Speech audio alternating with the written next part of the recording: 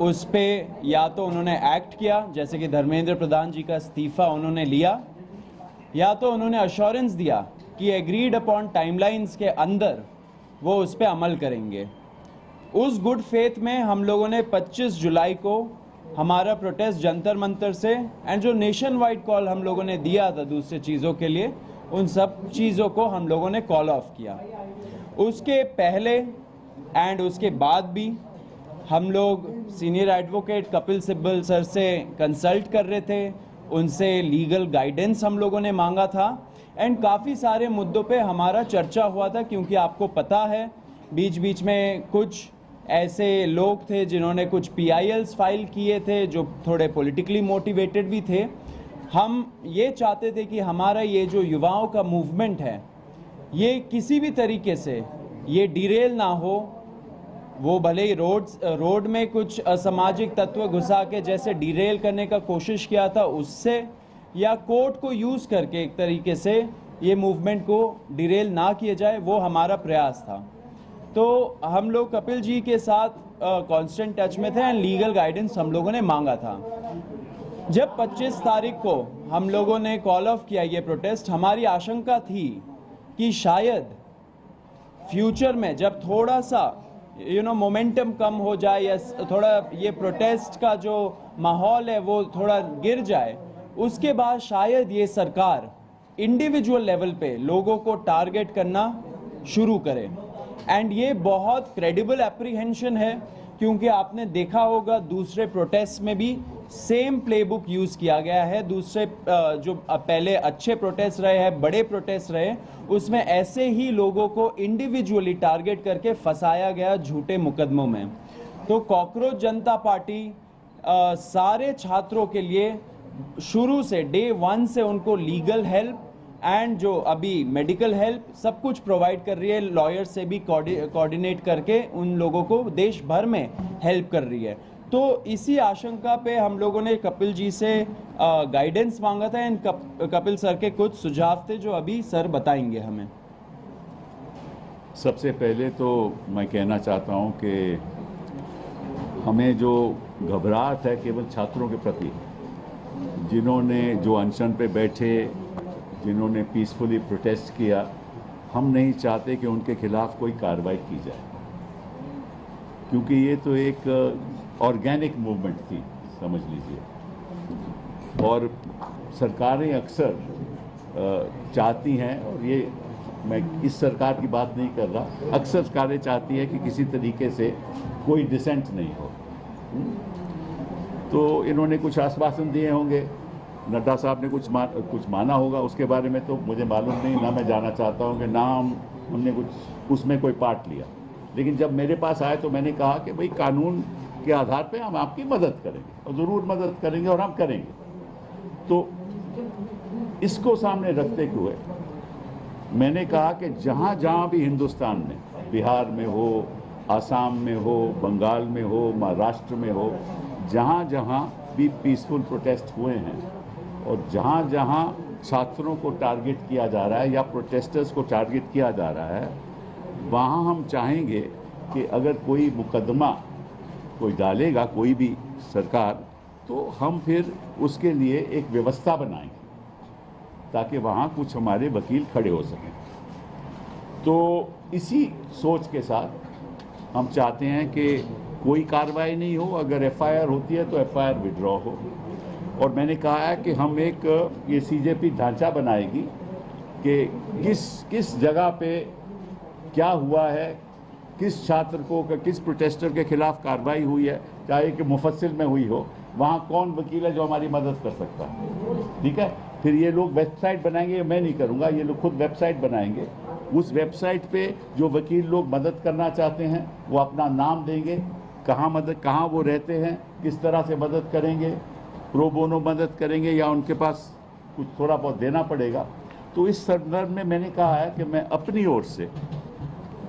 ओर से 1 करोड़ रुपया दूंगा, अपनी ओर से 1 करोड़ रिपोर्ट दूंगा, और साथ में ये आग्रह करूंगा हिंदुस्तान के वकीलों को और बाकी लोगों को कि वो भी हमारा इस फंड में पैसा दें, ताकि हम हर जगह जहाँ जहाँ भी कानून का दुरुपयोग होगा, जहाँ जहाँ भी पीसफुल प्रोटेस्ट के खिलाफ गलत मुकदमे करे जाएंगे, तो हम उनके लिए खड़े, हमारे वकील उनके लिए खड़े होंगे सारे हिंदुस्तान में। तो ये शुरुआत हमने की है, ठीक है। वो फंड केवल इसीलिए खर्च होएगा, मगर अगर मैंने एक करोड़ रुपया दिया है, उसमें 1 रुपया भी किसी और चीज़ के लिए इस्तेमाल नहीं होगा, केवल उनकी प्रोटेक्शन के लिए, प्रोटेस्टर्स की प्रोटेक्शन के लिए, और जो गलत तरीके से जिनके खिलाफ कार्रवाई हो रही है कानूनी, उनकी प्रोटेक्शन के लिए। और जो भी फंड इसमें आएगा उसी लिए होगा, किसी और उसका दुरुपयोग नहीं होगा। एंड उसका जो डिसबर्समेंट है उसमें मेरा कोई लेना देना नहीं है, ये खुद करेंगे। मैंने तो कंट्रीब्यूशन देना है, वो मैंने ऐलान कर दिया, वो मैं कंट्रीब्यूशन देंगे। बाकी इनके जिम्मेदारी है क्या करना है क्या नहीं करना। बाकी मैं एक बात आपको बता दूं जो मेरी जानकारी में आई है कि दिल्ली की पुलिस फेशियल रिकॉग्निशन के साथ जो भी वहाँ आया है उसको वो टारगेट करे और प्रयास करेगी कि किसी तरीके से उसके परिवार को, उनके लोगों को हैरेस किया जाए। और इसमें भी वो हो सकता है कि कोई कम्युनल दृष्टिकोण के साथ। देखिए, ये जो इनकी प्रोटेस्ट है कि मैं तो बाहर का आदमी हूँ, मैं तो इनके साथ प्रोटेस्ट में तो जुड़ा नहीं, ना मैं कभी गया, लेकिन जो मेरी सोच है कि ये जो हिंदू मुस्लिम करते हैं ना, ये हर जगह यही करेंगे, तो इनका तो मकसद ये है। तो वो हिंदुस्तान में हमें होने नहीं देना, छात्रों को होने नहीं देना, प्रोटेस्टर्स को होने नहीं देना। ये above class, above creed, above religion, ये मूवमेंट है हिंदुस्तान के सुधार के लिए, और सुधार तभी होगा अगर सब धर्म के लोग, सब जाति के लोग इकट्ठा होकर इसमें शामिल होंगे। मेरा तो रोल रही है कि मैं इसको बाहर से कानूनी तौर पे सपोर्ट करूँ। बहुत बहुत धन्यवाद। Thank you sir. मैं नहीं अभी ख़त्म नहीं हुआ है, रुक जाइए, क्वेश्चंस को रोकिए।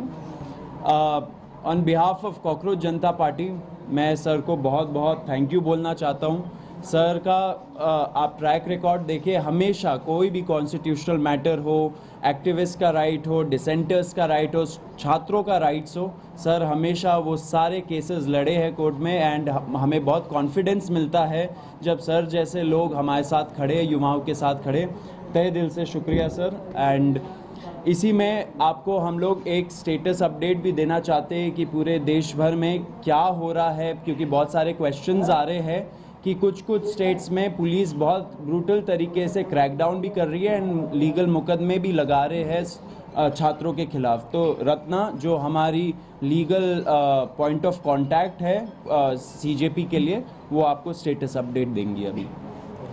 सो डे 25 जुलाई से हम सारे जो भी हैं, जितने भी कॉकरोच जनता पार्टी में लोग हैं, हम लॉयर्स से इन दिल्ली टच में रहे हैं ताकि जिनके भी डिटेंशन हो रहा है उनको बाहर निकाला जा सके।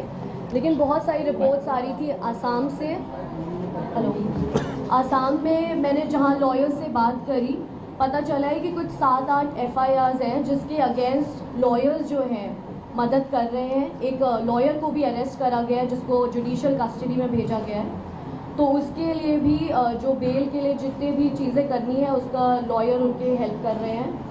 जहाँ तक बात है कलकत्ता कोलकाता की, वहाँ पे 11 लोगों को अरेस्ट करा गया है जिसमें से 10 मुस्लिम हैं। तो इससे हमें पता चल रहा है कि कैसे आप एक कम्युनिटी को टारगेट कर रहे हैं। वहाँ पे गुंडा एक्ट लगाने की बात हो रही है। वहाँ पे भी हम लॉयर्स से टच में हैं, क्योंकि कोई भी प्रोटेस्टर जिसने प्रोटेस्ट में पार्ट लिया है उनका ये बिल्कुल भी इंटेंशन नहीं है कि वहाँ पे कुछ भी लोगों को नुकसान पहुँचे। जो सबसे ज़्यादा न्यूज़ आ रही है वो बिहार से आ रही है। एंड बिहार में जैसे अभी सर ने भी बताया कि हमें एक लीगल टीम की बहुत ज़रूरत है, क्योंकि एक इंसान के लिए 2-3 लॉयर्स आ जा रहे हैं, तो उनके बीच में भी कोऑर्डिनेशन नहीं हो पा रहा है। तो बिहार में भी जितनी रिपोर्ट्स हमें मिल पा रही है, 3 जगह है, सिवान, पटना और एक और जगह है जिसका नाम है छपरा। तो यहाँ 3 जगहों पे बहुत ही ज़्यादा पुलिस की ब्रूटैलिटी देखी गई है। AK-47 भी चले हैं।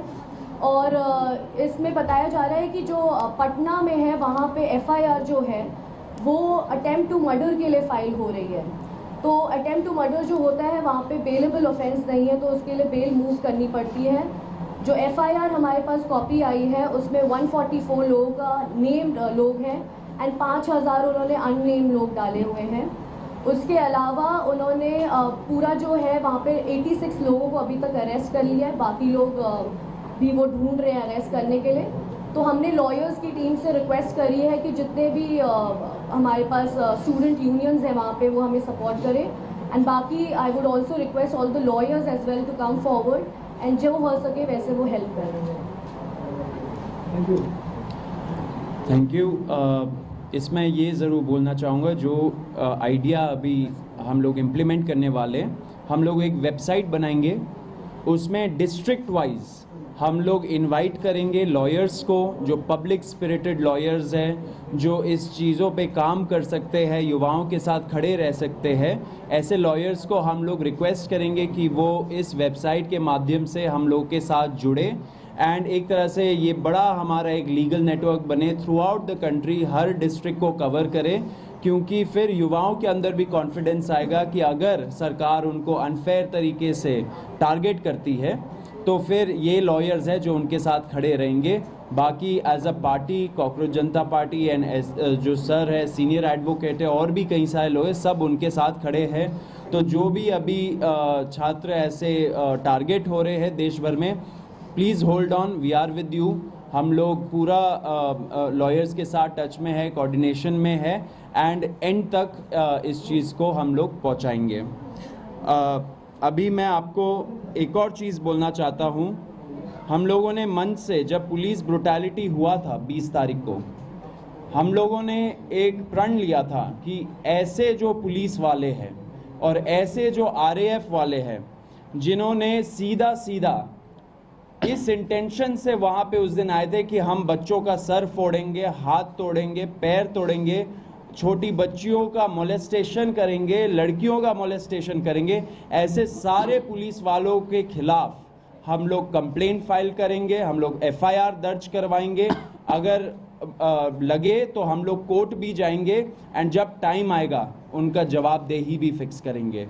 तो वो प्रण लिया था एंड हम लोग उसी राह पे आगे बढ़ रहे हैं। इसलिए हम लोगों ने हमारे वेबसाइट पे cockroachjantaparty.org/साक्षी नाम का प्लेटफॉर्म हम लोगों ने लॉन्च किया है। इस पे लोग जा सकते हैं जिनके पास भी पिक्चर्स है और वीडियोस है उनके साथ हो रहे ब्रुटैलिटी का उस दिन के रिलेटेड या उसके बाद भी।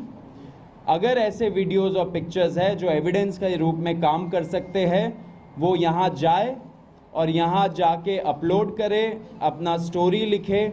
हमारा जो टीम है वो टीम उसको छाटेगा एंड आपसे इन फ्यूचर टच में रहेगा एंड इसको लीगल प्रोसेस के थ्रू आगे बढ़ाएगा।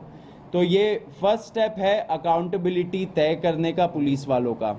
तो फिर से रिपीट कर देता हूँ, cockroachjantaparty.org/साक्षी